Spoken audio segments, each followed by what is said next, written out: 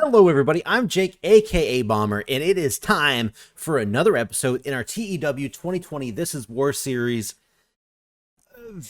The craziness on this episode is probably rivaled for unmatched in our series. There is a major, if you looked at the thumbnail, the title, you see what's going on. There is a major divorce and hatred flowing through a lot of different wrestlers on this episode. Breaking news happens right after CZW Evolution, so you're going to want to stick around. It's going to affect all of the shows this week. And as we go in to close our season number 2, let's just say all of our not all of our plans, but a lot of our company's plans got a monkey wrench thrown in them bad boys. It gets wild on this episode.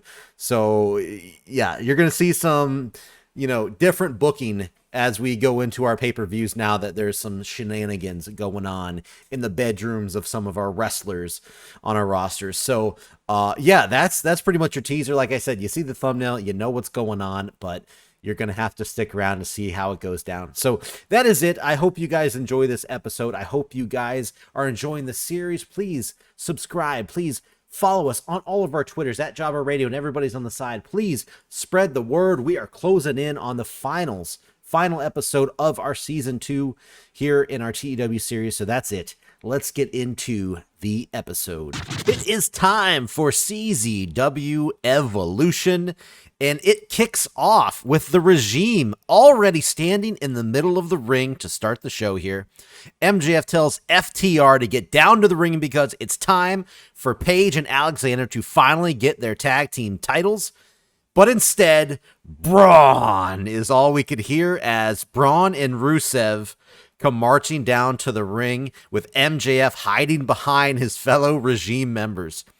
He tells them to just hold on a damn minute. This prompts Dax and Cash to come out to the entranceway.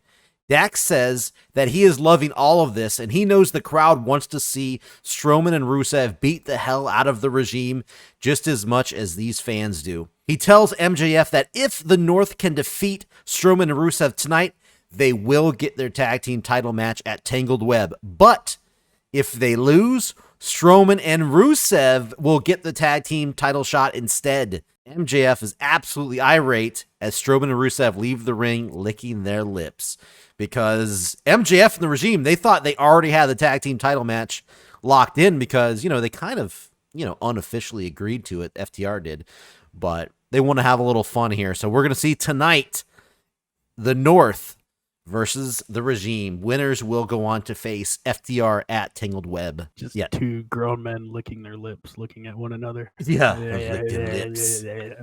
96 segment rating. Obviously, MJF came across good. Show off to a strong start. So, first match of the night, we get that match that RVD wanted last week. Instead, Roman Reigns stole the match last week and destroyed RVD. But tonight, kicking off the show with the first match here, RVD versus Seth Rollins. In a decent match, Seth Rollins defeated Rob Van Dam 13 minutes, 57 seconds via pinfall with the pedigree. Brought out the pedigree here for this one to finish off RVD. Segment rating 78. Pretty strong match. Not quite the 5-star match RVD wanted. 76 for Seth Rollins, 59 for Rob Van Dam. Crowd got buzzing after the match, so not too bad. But this was the big match that RVD wanted to kind of end his career. So we finally got it, but came up short. What's up? I do believe the Roman match was better. It was the Rollins match. I think it was. I think that was like low 80s. Yeah. So, well, Roman Reigns is killing right now. So Big Dog's got a point. Yeah, but we're gonna see if anything comes from this. But I don't think so on the show. So maybe next week. So up next, Dummy Money Inc. flashes across the Titantron as EC3 and Eli Drake come cockily walking down the ramp towards the ring. They get on the mic and inform everyone that their contracts have officially been traded to CZW for Matt Riddle and some deathmatch scrub. They say they hear over and over again that CZW has the best tag team division in wrestling today, and they plan on putting that to the test very soon. So pretty much just a debut here for Dummy Money Inc. We got a 68, not too bad, not lights out, not crazy.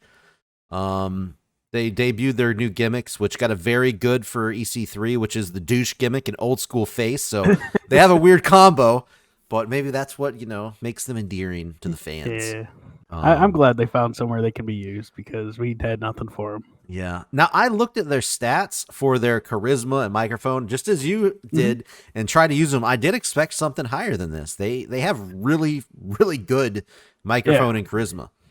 So, I know Eli Drake still has that hot catchphrase. No, at least when he was still with me. I don't know if that carry overs to another company or not, but I don't know. Well, hopefully we'll...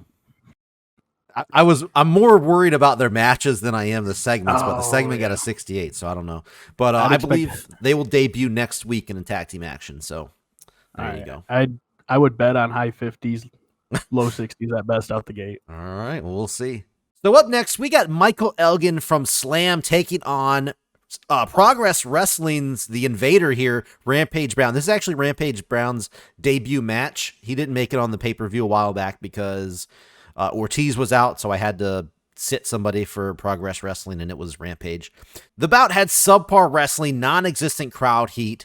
Rampage Brown defeated Michael Elgin 6 minutes 46 seconds when, after an all-out slugfest of a match, Progress Wrestling's Kyle Fletcher distracted the ref long enough for Chris Brooks to low blow the big man Michael Elgin. This was enough to swing things in favor of Rampage Brown, and he got the debut victory here in CZW. Now, I was getting a creative control note from Michael Elgin because he's being loaned to me from Slam, so he didn't want to lose. So I thought I made this a draw, but it still ended up giving Rampage Brown the win. Obviously with tainted finish and interference, blah, blah, blah, but yeah, so this is a surprise. I thought this was going to be a draw after I originally did have Rampage Brown winning. So 69 segment rating, not bad. Better than I anticipated, actually.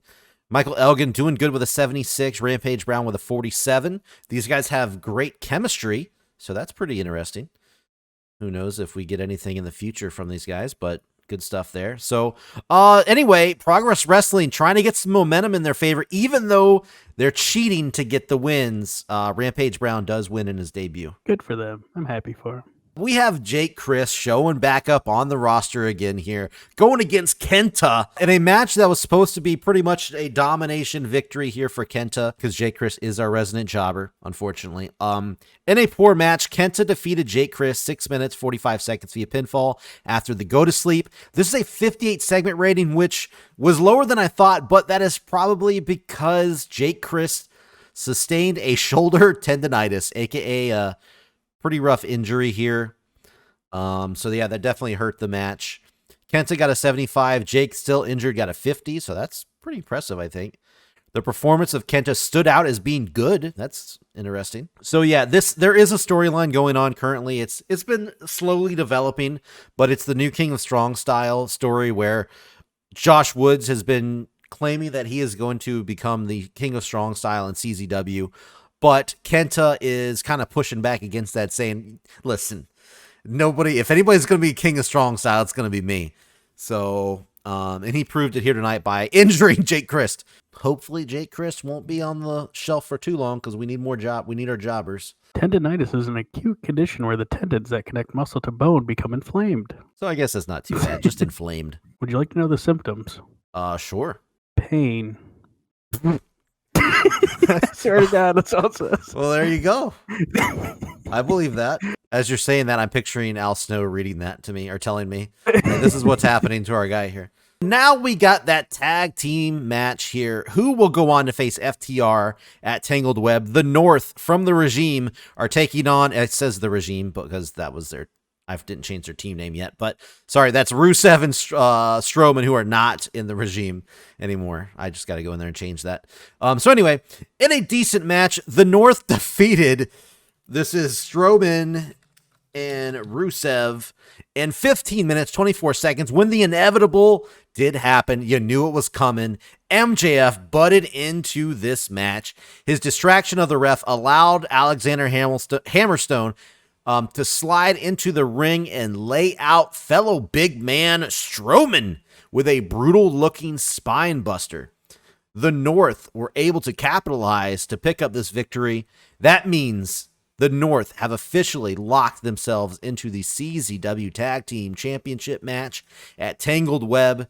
Even though Strowman carried the match in terms of in-ring performance with a 79, we got a 61 out of Rusev, 67 out of the North. Both members tied there. Good deal. Rusev, surprised he was so low on this. Segment rating 76, so not too bad. I did anticipate maybe a high 70, maybe like right at the 80 mark, but we didn't quite get there. But so there you go. The Regimes, the North, will be taking on FTR at Tangled Web. So the Collectors are backstage, and by the way, the injured G-Raver, I can use him in segments, so yeah, he's back there with the rest of the Collectors, just not in matches. Anyway, where Ziggler refers to Ricochet, Cedric Alexander, and Mustafa Ali as his three little piggies.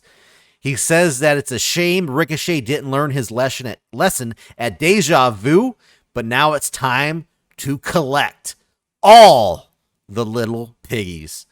A chainsaw is heard revving up as Ornvite comes back into the shot, revving the engine as they all laugh sadistically into the camera. Things are about to get real, folks. Things are about to get real with the Collectors. 81 segment rating, really good rating. Definitely the best angle for these guys so far. And yeah, like Ricochet wasn't in this, like they were talked about, but they weren't actually in it. So yeah, I'm really, really happy about this. They're coming after all the little piggies. We're going to see what happens next. Last week, it was announced that we were going to have a 6-man scramble match to determine the new Iron Man champion with Pete Dunne, MIA, who was the champion. Here is that 6-man match. It is Cody Rhodes versus Velveteen Dream versus Roosh versus Brody Lee versus Isaiah Swerve Scott versus the Demon Finn Balor. Here we go. Any bout that had good wrestling, decent reaction from the crowd. Finn Balor defeated Dream and everybody else at 15 minutes, 24 seconds when Finn Balor caved Velveteen Dream's chest in with a big coup de grace to get that win. He was then presented with the CZW Iron Man Championship, which he debuted a few weeks back, which is made from obsidian, which is this like dark black, like shiny material. We played Minecraft. Okay, yes, if you played Minecraft, you know, yeah, it's a dark substance there. So in terms of in-ring work, Finn Balor was head and shoulders above everybody, so it looks like the right guy won. Definitely, look at this. 86 in ring for Balor. Scott got a 64. Brody Lee 72. Roosh 71. Velveteen Dream was the weak link. Oh no, besides Scott, 66, and Cody Rhodes with the second highest score with a 76. So, yeah, Finn Balor, the new Iron Man champion. As Balor poses with the title, a red mist fills the arena, consuming the ring. After a moment, the mist is cleared, revealing Pete Dunne. Pete Dunne is back. Balor held the Iron Man Championship that he just won. He held it up over his head, pointing to his chest, but Dunne immediately laid him out with a bitter end. He picked up the obsidian-plated title, holding it up as the red mist once again enveloped the ring. It cleared once more to reveal Pete Dunne holding up his own real Iron Man Championship. So folks, looks like Finn Balor won a fake title, tried to claim himself as the new Iron Man champion, but Pete Dunne comes back, brings back his real title, still here, still the champ. 97 segment rating, crowd was definitely into this. Finn Balor, masterful job at improvising. Needless to say, Pete Dunne is back. But there's this weird mist that is back with him though. So I don't know if we're gonna see that maybe later on. We'll have to just hide and watch. I'm Team Pete. I'm on Team Pete. Team Pete. Team Petey. So up next, we have the main event, Darby Allin versus Adam Cole with the CZW World Heavyweight title on the line. Major main event here. And there's several storylines that have been playing into this match. So let's see how it goes here. Any bout that had superb wrestling, great heat. Darby Allin defeated Adam Cole 12 minutes, 54 seconds via pinfall after a coffin drop. Darby Allin makes defense number 3 for the CZW World Heavyweight Championship. This was a clean match, no interference, no shenanigans. We got what everybody wanted to see, what everybody paid for was a straight-up match between these two. And Darby Allin goes home with the clean win, 88 segment rating. Fantastic stuff. Darby Allin with a 93, Adam Cole with an 89. Both guys killing it. In-ring performance, and it's crazy to see Darby Allin outperforming Adam Cole, but it's happening. What's the hot new move? The hot new move. Well, it's obviously not the coffin drop. It's I think it's called the Skittles packet. That's where he locks Adam Cole in the tree of woe, and then wraps his legs around his head while he's in the tree of woe, trying to suffocate him with his crotch and his face. That's the wow. Yeah, that's the Skittles packet, folks. The Skittles packet. Yeah. Locking him in the Skittles packet. Okay. So hey, it got over. Yeah. It's gonna be a hot Skittles were selling like crazy. Yes, we are gonna be selling new Darby Allin Skittles packets next week at CZW Evolution, so don't forget to buy your pack. I expect your pay-per-view Tangled Web to be sponsored by Skittles. Oh, no doubt whatsoever. So segment rated 88. What a main event. What a way to end the show. Yeah, he's here, folks. Before Darby Allin can even get up to his feet after the match, Randy Orton hits the ring and begins stomping him down. He then delivers another RKO to the champ before laying Cole out as well with an RKO. That was after their tag match last week. Obviously, they've had bad blood. They did tag. Randy Orton just walked away from the main event last week, leaving Adam Cole to fight 2-on-1. So the show ends with Randy Orton posing on the middle turnbuckle to a roar of boos from the crowd. Man, I don't know who to root for anymore. Yeah, so Randy... Well, we know you're not rooting for Randy Orton. We know not that. Root for Randy. I'm still mad Darby beat Undertaker. Of course. Segment rating 99. 90 freaking 9. So yeah. Insane. And this was Randy Orton, of course, spoiling the main event. Well, of course, not the match, but the moment for Darby Allin after his big win. So that is the end of CZW Evolution this week.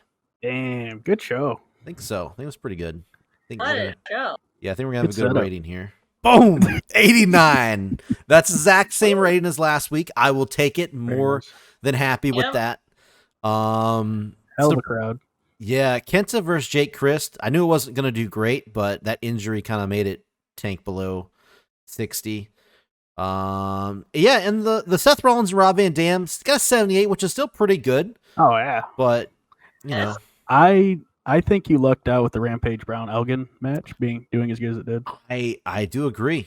Especially with the interference too on top of that. Oh yeah. And I got to figure out why that was not a draw, because I did definitely click draw and I took Rampage. You didn't put like double count out or time. You're right. I did not do that. You said it's a draw, but not how it's a draw. Oh, maybe that. So maybe it let the match happen, but he still won. Interesting. That might be a little workaround if you guys need to do that. Yeah. So you tell them, all right, so this is how the match is going, but you guys decide who wins. Yeah. Jake Christ, no. Jake Christ, yeah. Sideline, few months out of action. Whoa. Oh, man. What are we going to do without you? Yeah, for real. CZW Evolution, let's take a look. 16K, that's pretty big. 89, 1.43, which is up a little bit, I think. But that, again, that's still hovering right around where we have been, so nothing exciting there, unfortunately. Let's see what WWE did on Raw. Killian Dane defeated Cameron Grimes to retain the United States title. That is their main title. That is usually in their main event. 2.82. We're still getting stomped in the ratings. By the way, did you know, I don't know if you looked at the ratings breakdown from the last episode, Warden, but Mayhem beat Raw in the ratings. You had a higher rating than, yeah. I had a high rating. Wow. You had a 2.84 or something, and they had a 2.7, I think, something. Looking at it right now, we had a 2.83. Yeah. With 2,123,000 viewers. There you go. Candice LeRae caught cheating. Holy shit. Yeah. It's been confirmed that her and Johnny Gargano have gotten divorced. Wait, is that my Sonata? Wait a minute. It is my Sonata. No way. Yeah, well, let me click. Is that his name? Why is it Luke here? Yeah, it's his first name. Oh my god! And they're doing wait, you sent Sonata over to Ring of Honor, and this happened. This is so awesome. Oh my god! They're literally in a feud right now. Oh my god! Dude, why is it Luke here? Wow, yeah, and they're gonna. Oh my god! Oh my god! Just got personal now. For real, very personal. Oh man, he's gonna have so many notes on his turn. Oh, Billy Gunn retired, by the way, too. In lighter news. Godly. Wow. Way to go, Sonata. Luke's turn. I bet you this is going to be... Oh, look at this. Look at the hatred. Oh, my God. Oh. And I can't see this being bad. No, it's got to be good. Mick Foley gave the locker room a lift when he provided a crate of free drinks for everyone. Wow. Hey. Mick Foley is a people personality and is currently happy. Expect positive stuff from what kind of drinks did he bring? Oh, Mick Foley, you already know. Sweet Mrs. Foley gave him all high C juice boxes. High C juice boxes. Hard to beat that. Mrs. Foley's baby boy is back with high C. Getting that bop and berry going, son. All right, ladies and gentlemen, welcome to the third episode of Midwest Mayhem for the month of April. We're building up to the Best of the Midwest pay-per-view, and we're starting things off with a couple pre-show matches. We got 3 coming at you. Starting off, we could see Madison Rayne in her in-ring debut, teaming with her alliance partner, Teddy Hart, taking on the Von Erichs. In a terrible pre-show match, Teddy Hart and Madison Rayne defeated the Von Erichs in 10 minutes when Teddy Hart pinned Marshall Von Erich with a shooting star press. Looking at these scores, Madison Rayne with a 57. Holy crap. Did better than both the Von Erichs. Whoa. I have never seen a woman in my company other than Taya do that good out the gate. So fuck yeah. Yeah, that's pretty impressive. That's surprising. 57 segment pre-show. I'm totally cool with that. Von Erichs just being used as cannon fodder as they have been for a while. And it worked out. Up next, we got the ongoing feud of Cal Clan versus MDK, where we saw Taya Valkyrie defeat Ricky Shane Page in just under 10 minutes by pinfall with a Northern Lights suplex. 61 out of Taya, Ricky Shane Page with a 55. Like to see both those improve, but got to keep using them if we want them to improve. So that's how we do it. Yeah, Taya outperforming Ricky. That's understandable with her popularity. I'm sure she's way higher than him. And the final match of the pre-show, a terrible pre-show match. We have Xavier Woods defeating Matt Cross in 9 minutes 46 seconds by pinfall with the Shining Wizard. Matt Cross only getting a 52. Woods getting a 58. So after all that, Taya Valkyrie with the best score out of everybody on the pre-show. Props. Yeah, for real. And Madison Rayne did good, so you had a couple ladies perform pretty well here. Woman power coming to MWA. The W in MWA stands for woman. Lambs rubbed off. We're going to have a 4-woman faction of Ember, Madison, Taya, and Jordan Grace. In real life, that'd be a cool faction. Yeah. So these two fought because... I know that's misleading, but Dynasty, New Day, and Psycho Killers are all feuding for the tag titles right now. So just some faction members fighting. All right, we kick off the show with Daniel Bryan. He is standing in the ring. He's with everybody. He's ready to kick some ass tonight, and he is calling for an open challenge. And who else but Johnny Gargano, the recently divorced heartbroken Gargano, answers the call. He is on loan from Ring of Honor, and he is still ready to put his name in history by defeating one of the greats like Daniel Bryan. So Daniel Bryan accepts, and we have that match coming up right next. Right now. Right next. That's not the thing. Right now. In the opening match, Wow. we had a technical masterclass in About the Head Great Wrestling and Good Heat. Daniel Bryan defeated Johnny Gargano in 18 minutes by submission with a no lock. Bryan with a 90. Wow, who knew he had that in him still? Gargano kind of trying to keep up. 72. Hell to the yeah. Great match starting off the In show. a real life match would rule. That would be great. Yeah, dude, this may, I mean, I don't know how high your highest segment rating is, but for matches, this is definitely up there for one of your best. Oh, I agree. Yeah. We follow that with a not so great match. We've seen the debut of the Immortals, Brock Lesnar, Shelton Benjamin, and Matt Riddle coming out. Cleared the ring last week as the Dragons tried to take him out, and we saw Matt Riddle taking on Minoru Suzuki, where he defeated him in 12 minutes by pinfall. Big win here for Matt Riddle to get his feet off the ground. He's already had a tag match. Now he has a solo match. And yeah, Immortals kind of living up to their name so far. This is like, I think they literally had a match at Bloodsport once. Oh, yeah. That would seems like the perfect place for these guys to fight, too. The very first Bloodsport main event, if I am not mistaken. I believe you're correct. We get to see Bully Ray respond to his betrayal last week of the Cala Clan. Bully Ray stands in the ring, and he goes down his reasons of why the Cala Clan was not good enough for the likes of Bully Ray. He says they're a bunch of sissies, a bunch of pussies, as Nick Gage would say. He says Nick Gage and MDK are the future of hardcore wrestling in the wrestling industry, and no one besides them can live up to the standard that Bully Ray set when he was initially in ECW.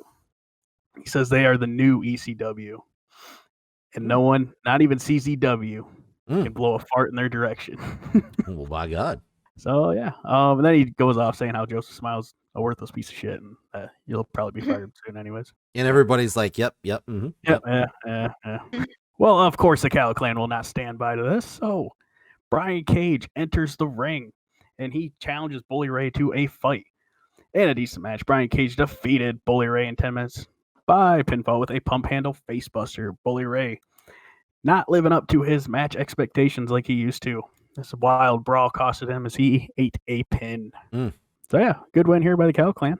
Pretty solid performance there. Yep, kind of had to escape after the match. Good way from MDK, but other than that, not too many shenanigans. But message sent, if you will, by the Cala Clan. Fatu, man, came up short. All right, in a decent match, Jacob Fatu of the Samoan Dynasty defeated Mark Briscoe and Scorpio Sky in 15 minutes when Jacob Fatu pinned Scorpio Sky. So the tag feud continues as Dynasty gets the win over Psycho Killers and the New Day. Dynasty's doing everything they can to get their shot at these titles, and with a win like this, they might just have it going into Best of Midwest. What kind of match was this? It was a regular, regular. I was very tempted to do Wild Brawl, but Scorpio Sky does not have the best Wild Brawl stats. Okay, gotcha. And I didn't want to do Big E because I didn't want him to take a loss. Makes sense. So we cut to where we saw last week. Last week it was Okada with the T, chilling in the seat next to Stone Cold Steve Austin, having a very diplomatic discussion. This time it's a bit different. We got El Phantasmo wearing the light up sunglasses, his feet kicked up on Stone Cold Steve Austin's desk, kind of just disrespecting the man as Madison and Teddy Hart are standing by him. And he says, as Okada walks in, he says, "Look, Steve Austin, if you're just going to be handing out title opportunities, I'm ready for my next one. I've been kicking ass ever since I showed up in this company, and frankly, I think I deserve all the opportunities you got to give out." Okada looks at him and says, "You don't think I deserve that get to the God shot?" He says, "No, frankly, I don't think you do. I think you're all hype." Okada says, looks at Steve Austin and says, "I'll put my opportunity on the line tonight if I get to face him." Stone Cold says, "Well, hell yeah, fight it out. I don't care." So tonight we have Okada versus El Phantasmo in our main event. Following this, we had a very good tag team match where the Lucha Brothers took on CM Punk and Marty Scurll in 15 minutes, 51 seconds. Pentagon Jr. pinned Marty Scurll after using a foreign object. Classic LWO right there, a little shenanigans happening. Eddie Kingston was ringside where he provided a pair of good old brass knuckles. Pentagon Jr. hit Marty Scurll in the face, getting the dirty win, but a win nonetheless. Great scores all around. Was Punk okay taking a loss here? Surprisingly, he was. I kept him strong, just be safe. But I'm guessing because of these numbers, he's like, "Oh yeah, go right ahead, pin me." Yeah, Yeah, Phoenix killed it. Yeah. Oh, Junior and Kingston good too. Hell yeah. Yeah. Main event time. And about that had great wrestling and good heat. Kazuchika Okada shut El Phantasmo up Damn. when he defeated El Phantasmo in 50 minutes, 23 seconds by pinfall with a Rainmaker! yes. There you go. A classic Rainmaker finishes El Phantasmo, but it was a great match nonetheless. Getting an 84 out of both of these guys. 89 from Okada, 76 from El Phantasmo. These are the numbers we like to see, folks. Man, starting the show off with the 84 and finishing with the 84. Pretty strong. Once again, El Phantasmo, best signing the whole game, I'd say. Yeah, Other than like he's the killing it. obvious guys like Steve Austin shit. Yeah, no, definitely pulling it. It's a matter of time before he gets some kind of title. Yeah, just not this month. Yeah, nice. Right. This is Really definitely one of our better shows of all time. For real, Overall, good. 83. Good stuff all around. Really, the only match that wasn't green was one I expected to be on the edge. Riddle Suzuki is kind of a, Suzuki's usually in the high 50s. Yeah. Cage and Bully Ray, I'm glad that was at least in the 70s. Fatu, I would have liked to see a better performance out of him. Briscoe showed up with a 75. Lately, he's been doing better than Jay. That's good to see. Fucking love everything else. Yeah, that's. I could have seen the triple threat a little bit higher, and the tag team match, I'm surprised, wasn't in the 80s as well. So I feel like your performances were a little bit better than the numbers are showing there, which we've seen it a couple times at MWA, which I'm still surprised about. But yeah, no, everything awesome stuff. Everything was story based here too. Yeah. So I I'm sure will part say, of the problem. I do think if you gave like Riddle Suzuki like either a brawl or technical masterclass goal, I think it might have gotten up into the 70s. Yeah, I agree. I'm liking everything. I think we got everything story based, and I think everything's got a path to Best of Midwest. So we're looking forward to doing the go home show and having all our cards shown for what we got planned. Go. MWA has probably grown the most of all promotions. Especially since that first show. What was that, 39? I don't remember, but it was 30. It was rough. Oh boy, look at this backstage incident. Oh no. I'm sure it's gonna be good. Oh my god. Oh no. Oh no. Oh, yeah. Oh no. The homewrecker. Let me Oh, do this first. Yeah, this one's. oh my Let's god. do. Bliss didn't pick up her tab on a rental car. Don't be a backstage fight. Oh, what the All fuck right. you do? The homewrecker.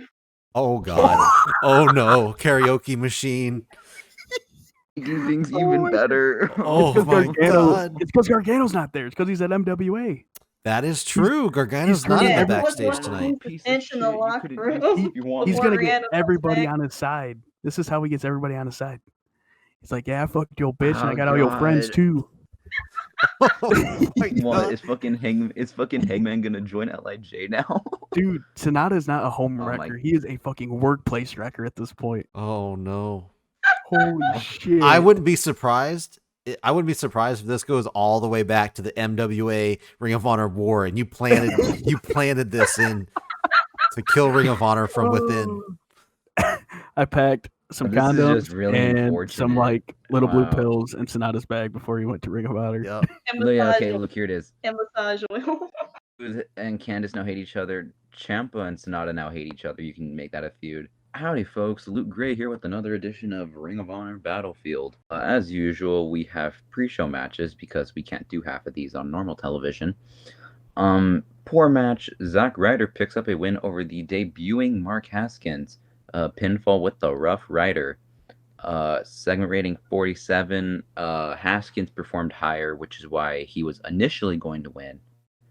But Ryder's a piss baby, didn't want to lose. Stuff happens sometimes. Yeah.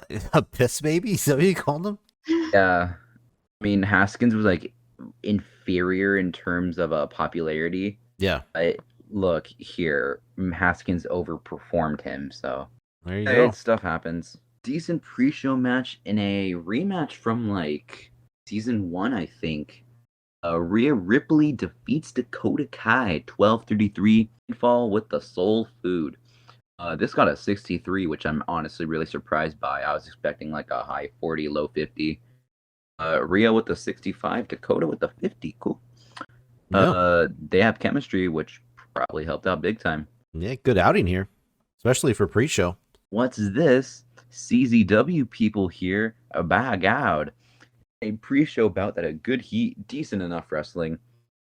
Jay White and the Good Brothers, Carl Anderson, Luke Gallows, defeat Hiroshi Tanahashi and Heavy Machinery in 1841 when Carl pinned Tucker after the stun gun. In terms of ring work, Tanahashi was head and shoulders above everyone else. This got a 67, which I'm a little disappointed by. I was hoping for a low 70, but I'll take what I can get. Yeah. Look at Otis. The match was too short. Otis, the second highest in-ring performance. That's wild. Yeah. Performed Jay White. Yeah, Jay White did all right. Yeah. But yeah, Tanahashi doing pretty well, and Tucker was dead last. So Moose and Equilibrium open up the show. The six-man champions gloating about last week and how Moose is now on his way to becoming the Ring of Honor champion. Lethal and Gresham then proceed to call out Evil and Sonata, saying it was none of LIJ's business to come out and get involved.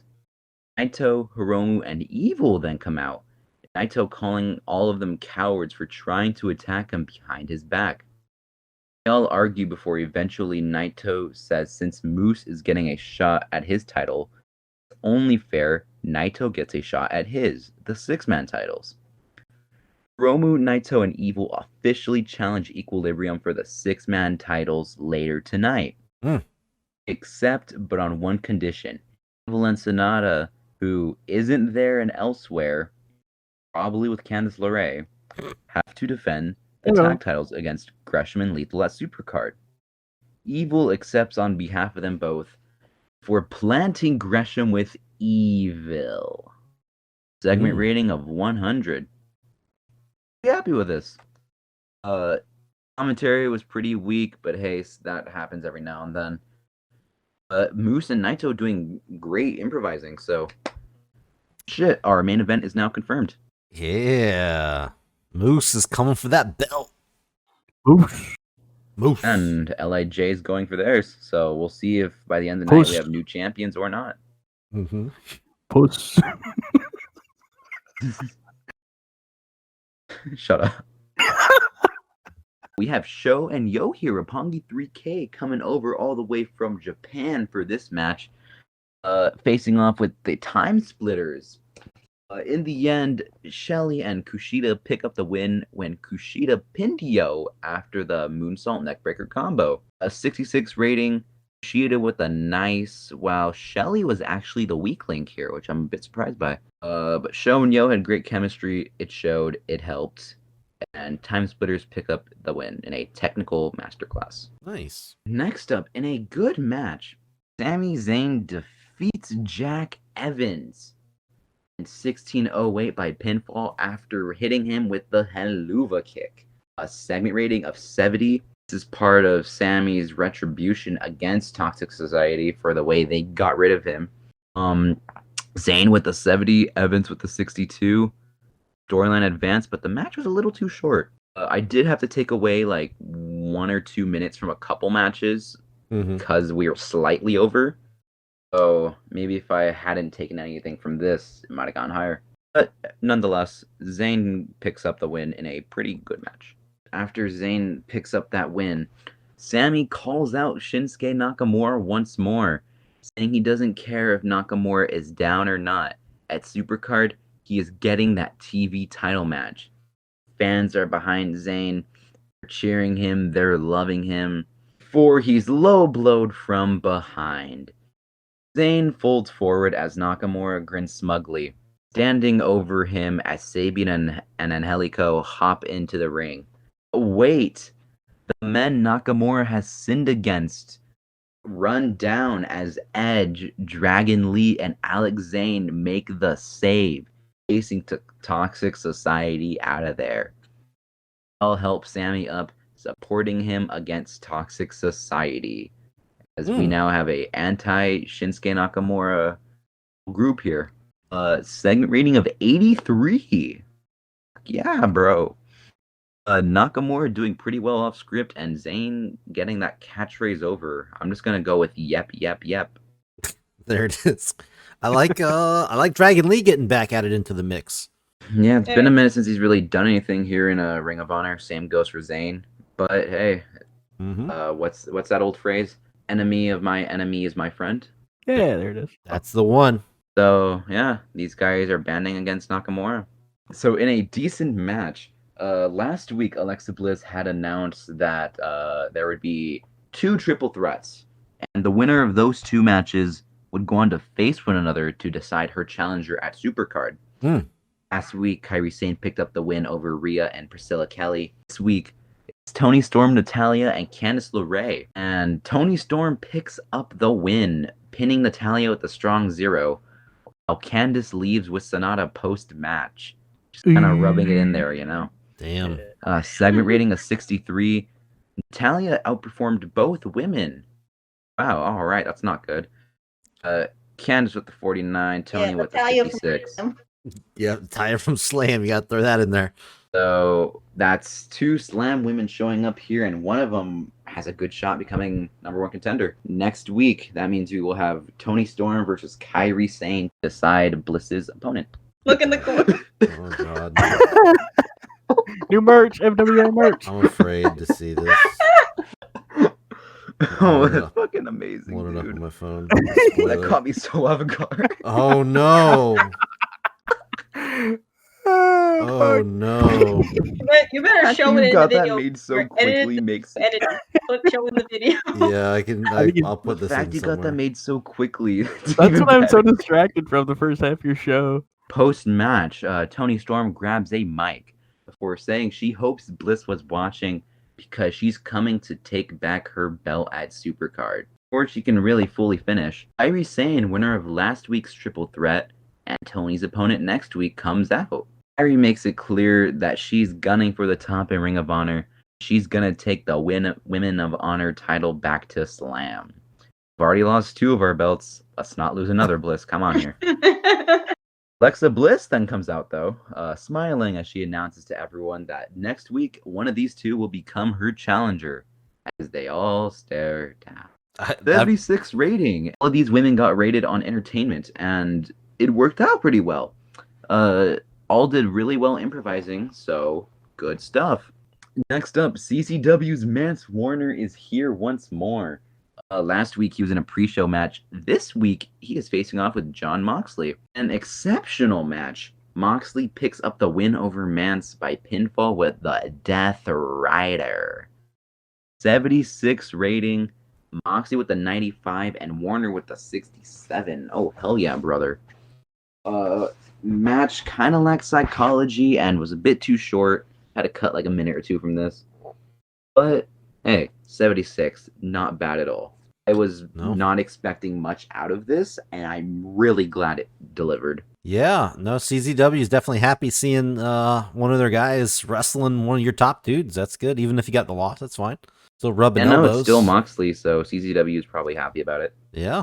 Titantron's flickering after a Jon Moxley match. Wow, who would have guessed for the 20th time? It's Firefly Funhouse.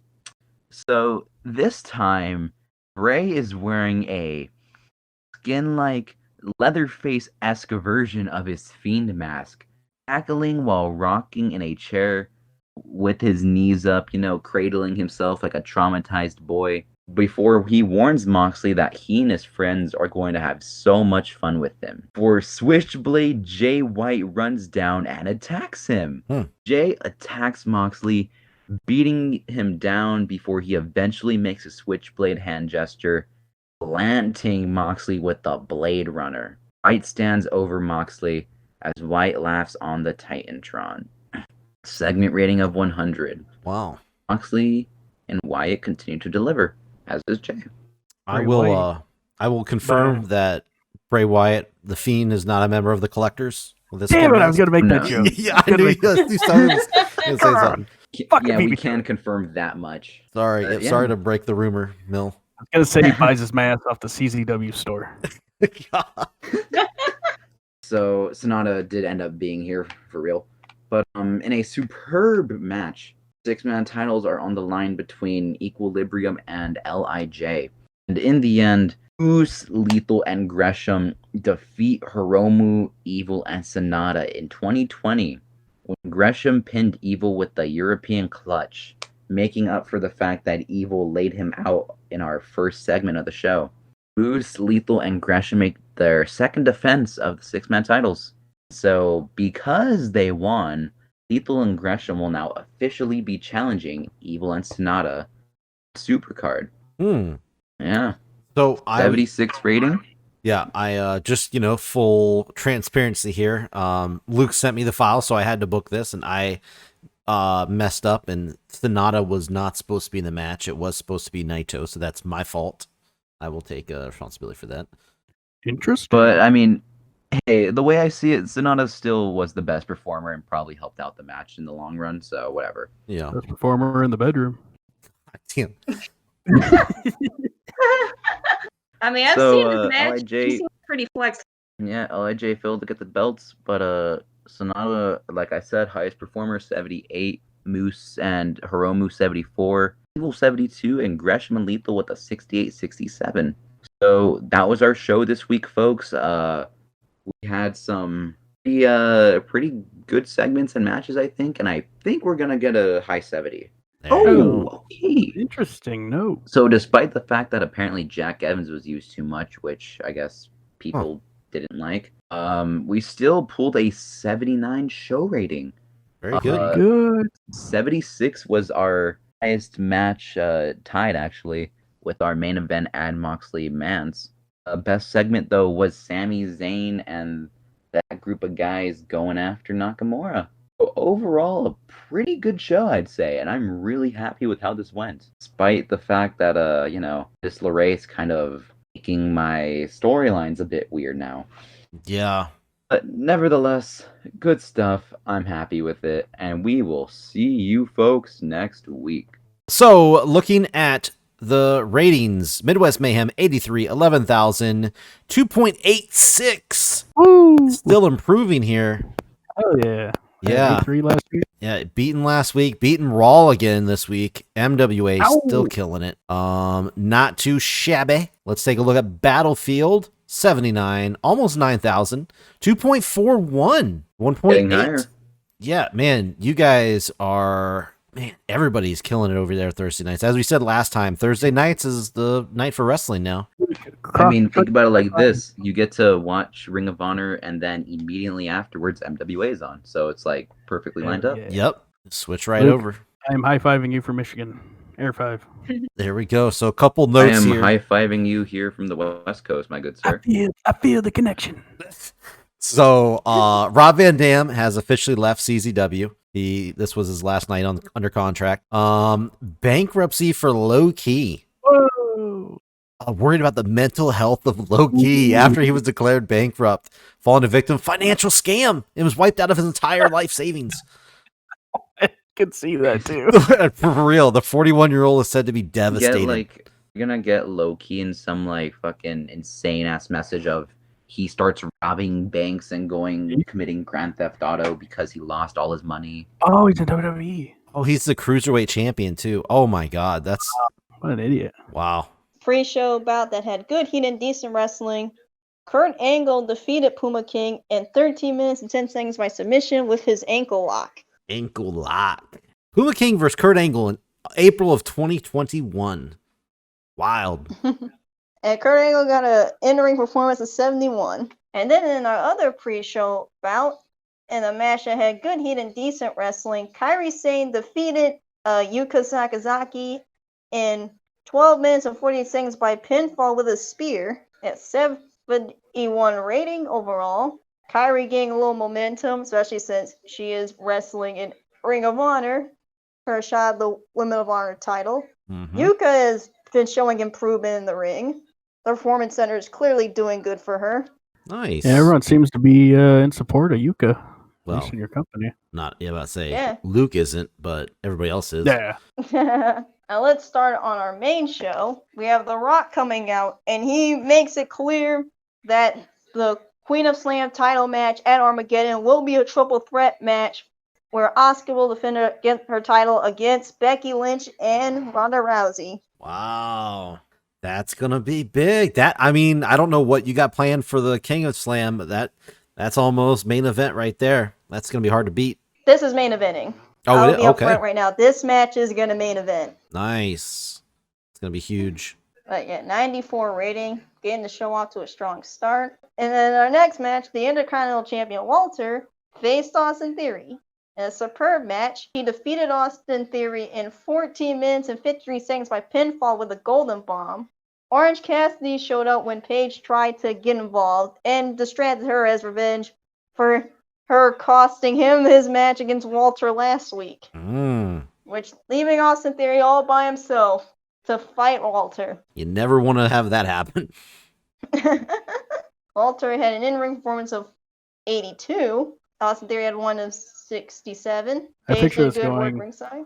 about as well as his match against Cross went this past week on NXT.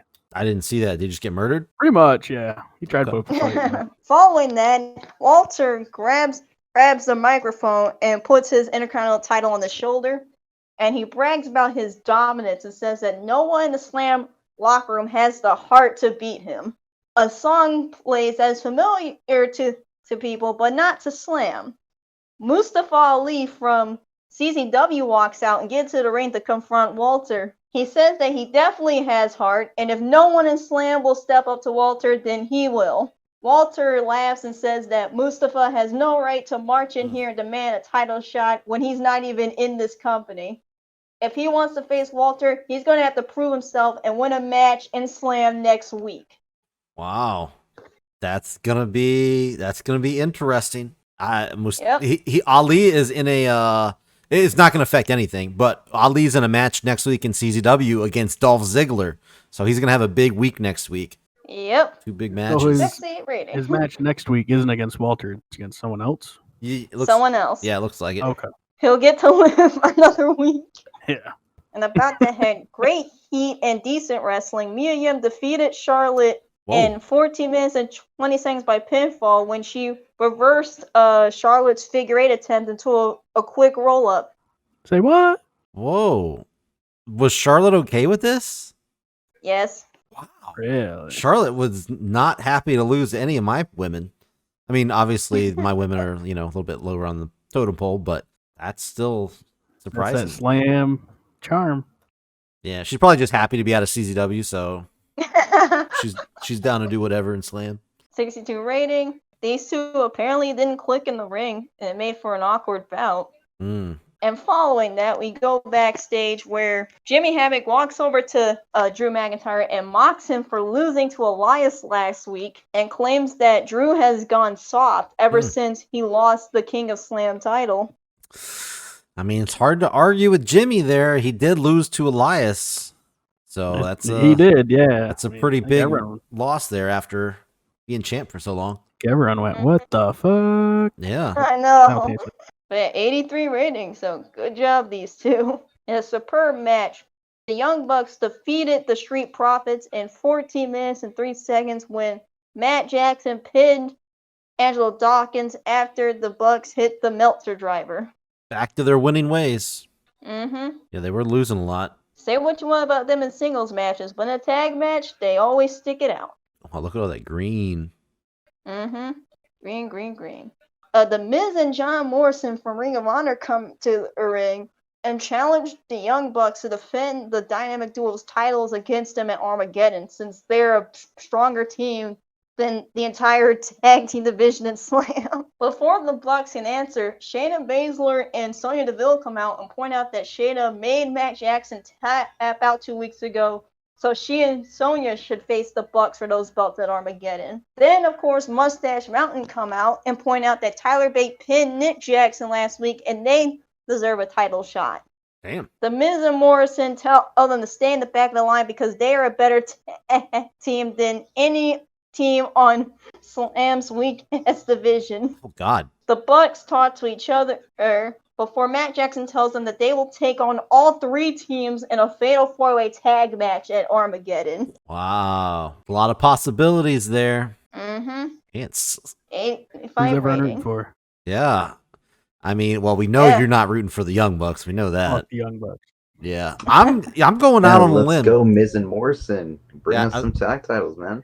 How funny would that be? Ring of Honor lose their tag team titles to another company, and then they win another company's tag I title. love it. I'm going with Shane and Sonya Deville. I think they're awesome. Built these guys up the entire season. I have a good feeling it's going to be Bait and Seven's moment. Could be. I Could be. wanted to go. I'm still going with them. I'm going with Shane and Sonya. I want to see them win it. Right? I like good show. I like that Mm-hmm. team right there. Yeah, 85 segment rating. Good job for my tag division. Following that, we have Rosemary, and she vows to end this thing with Tessa Blanchard and Susie for good at Armageddon, because they're going to fight where all this mess started in the other realm. Oh my God. Yep. We have a match in the other realm. Yes, this will be a cinematic match. Oh shit. In our main event match, we had Elias taking on Cesaro, the current #1 contender for the Kick and Slam title. And about to have fantastic heat and great wrestling, Cesaro defeated Elias in 18 minutes and 8 seconds by pinfall with the neutralizer. Wow. What in the world is happening in Slam? Elias, in-ring performance 75, Cesaro 71. What is going on? I have no idea. After last week's win from Elias, I'm surprised Cesaro even beat him here. Look at these scores. Great scores. Yeah, I know. really good 81 scores. segment rating overall. After the match, Pac attacks Cesaro with the King of Slam title, hitting the belt right on the back of Cesaro's head.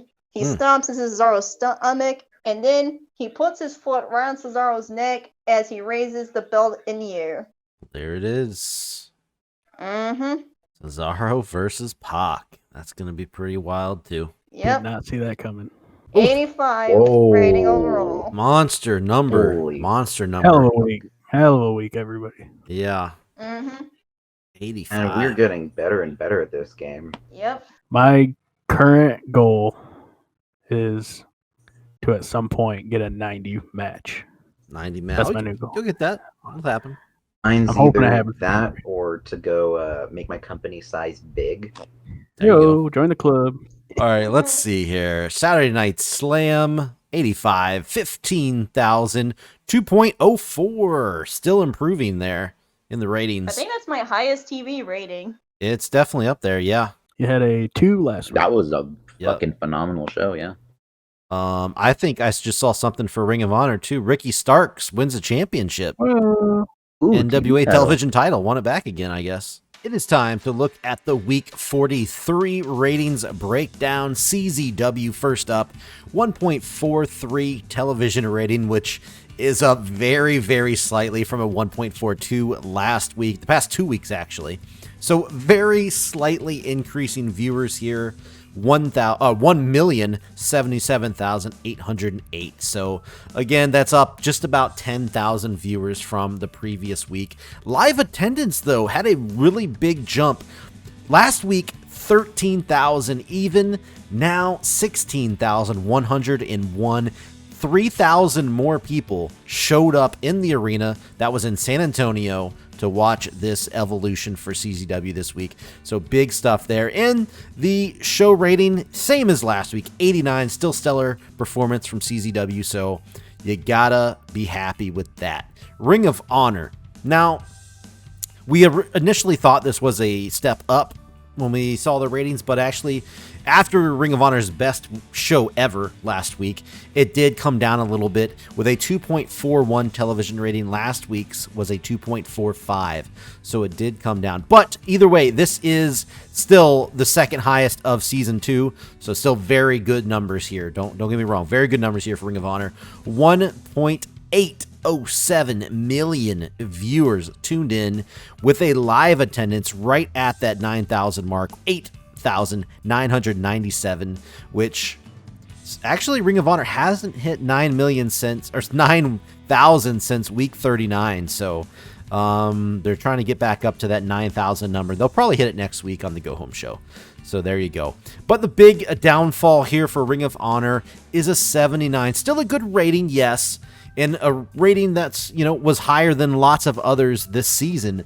But after an 86 last week, which was their best show ever, and then 82 the week before that, a little bit of a probably disappointment. Still, like I said, good number, but a little bit of a downfall from last week in the show rating category. So there you go. That is Ring of Honor. Let's take a look at MWA rating 2.86, beating last week's record rating of 2.83. Which, yes, beat Monday Night Raw, so that's pretty big there. Even though they're not competing, still, beating Raw is a pretty big deal. 2,151,006 viewers tuned in to watch MWA's Mayhem this week, Midwest Mayhem. So, live attendance, again, in the 11,000 range. So it is slowly dipping, I will say that. 11,068 were in live in attendance. Every week from week 39... the numbers have slowly dwindled, but still in the 11,000 range. They started out at 11,767 and then dropped each week. So it's going to be interesting to see if MWA can get those numbers back up maybe next week. Hopefully they don't dip down under 11,000, but I don't know. We will see if they can get the different trend going. But we did have an increase with show rating last week, 82 for the show rating for MWA. This week, 83, which isn't quite a record for MWA, but it is their second best show rating. It was 85 is their record, so which was back on week 35, so not long ago. It was earlier this season, but either way, second best TV show rating. Good numbers here, good performance this week. Week number 3 in April for MWA. Now we go to Slam. Slam 204. For the show rate, for the the television rating here, which is the best of season number 2. 201 was their previous best, week 37. I mean, way back season 1, Slam was getting 2.29, 2.28, so they were higher up last season. So just want to point that out.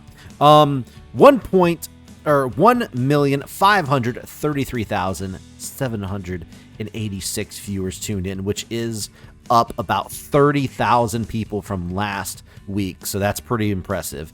Live attendance did dip quite a bit. It was 17,399 last week, down to 15,558. So quite a bit of a drop. In the 2 weeks ago, they were at 16,000. So I wonder, maybe it's just a different territory. It's not where they're so hot. Maybe that's why the numbers dipped a little bit for live attendance, but either way, down just a little bit there.